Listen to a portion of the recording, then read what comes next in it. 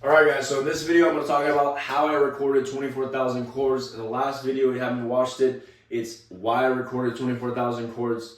So to get right into it, I recorded all these tunings using this chord book right here of 1896 chords. So if you multiply 1896 by 13, you get they're about 24,000 chords. So that started in April of 2023 and it lasted till January of 2025 when the whole project was done. This unit 2. So to go into all of the process, or to start with the whole process, I started with the Stratocaster, a pre-sonus interface, a preamp to add some harmonic warmth, and then Logic Pro X on my laptop. So it was a very simple setup, to be honest with you. And these were all the tunings I used. So it was open G, open A, open E, open D, open C, open B, drop D, drop C, double drop D, B E, Nick Drake's tuning, Daddy, which is like Jimmy Page's favorite tuning, and then standard. So you can find a lot of different songs, of course, in several of these tunings. I think a lot of these open C, open B, it's like for metal tuning. Excuse me. And I went about doing the whole process that way. And I will say, for a lot of the chords in here, not all of them sounded great, but I was looking to find for something interesting. I was looking to find chords that I'd never heard before. And that's what I went about doing. That's what I found. So really the whole process of recording took about probably thereabouts 8 months. And then after that, I needed to rename everything. Because this library, I didn't design it so that it would be a sample library. This was really a reference library. So what I mean by that is that each one of these little chords is named.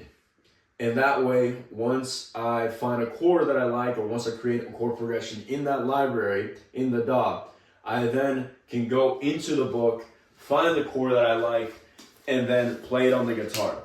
So without this chord book, and without the library being named, without each one of those little cells being named, pretty much the whole thing is useless, and I wouldn't really have much use for it besides maybe sampling it, which that was never the purpose of it. It was to actually find chords and play them physically on the guitar. So the whole naming process took also a long period of time. It was very tedious. I had to go in and type everything, and I had to make sure everything was right. And it took a long period of time as well. But once that was done and I had everything, I thought, I have this library and there are some cool chords that I like, and I'm finding some cool progressions already, but not each one of these chords sounds great. And it would be cool to separate the wheat from the chaff, if you know what I mean. Because there were not only chords that I don't think I would ever use, but also there were chords that had interesting patterns to them. I was finding patterns within each one of these libraries. And I thought there seems to be already categories inside each one of these libraries that I can use, and I can just come up with and just throw in a bunch of chords and have them all together, and that way I can reference them a lot quicker than just going through the entire library, looking for that one chord that's going to go together well with this other chord. No, I can just put them all together in one place. So that's what I did. I categorized them.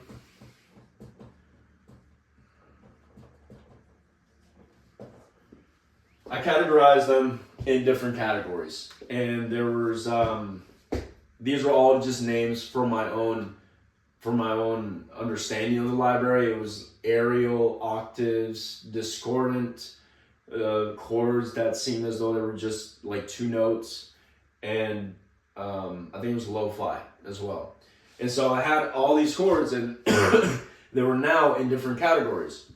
And then not only that, I thought, well, within each one of these groups, there seems to be frequencies that I can also put into different categories.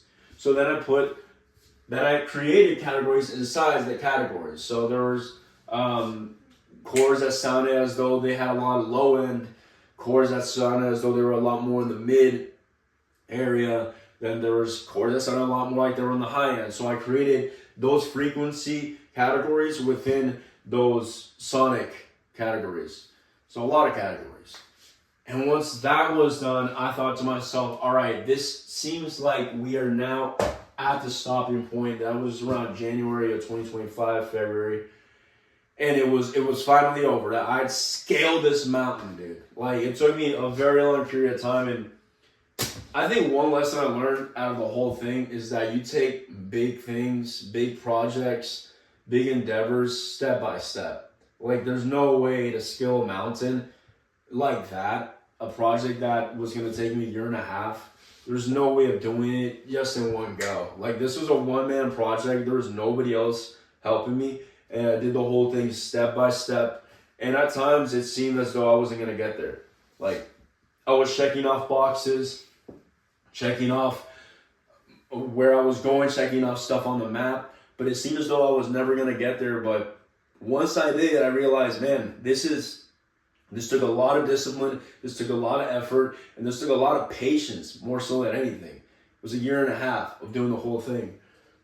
And I'm proud of myself for it, right? And I want to share it with the world now. So to give you a little rundown as well, what I've been doing up until this point is 2026, and I finished the thing in 2025. I basically started looking for interesting chord progressions. And there was another thing I did, and I'll talk about it in another video, but I basically created, I found all of the most popular chord progressions, and I applied the chord library in standard tuning, and I applied it to those chord progressions. And I'll make another video about it in the future, but that was one thing that I did with it, and I want to share as well. And then another thing I did was, interesting enough, within these categories, there seem to have already been chord progressions created just by me simply throwing everything in there. There were already these automatic progressions that were just made naturally. So I found those, and then I started playing around with them. So up until this point, I've been playing around with those chord progressions that I found just naturally. But really, the whole point of this is to share with you guys. I'm still trying to figure out how I can turn this into something that I can put on a website for people to download. But here we are, and I'm excited to make more material this way. So keep your eyes on the lookout for this. More stuff coming soon. I'm excited for it, and let's get it.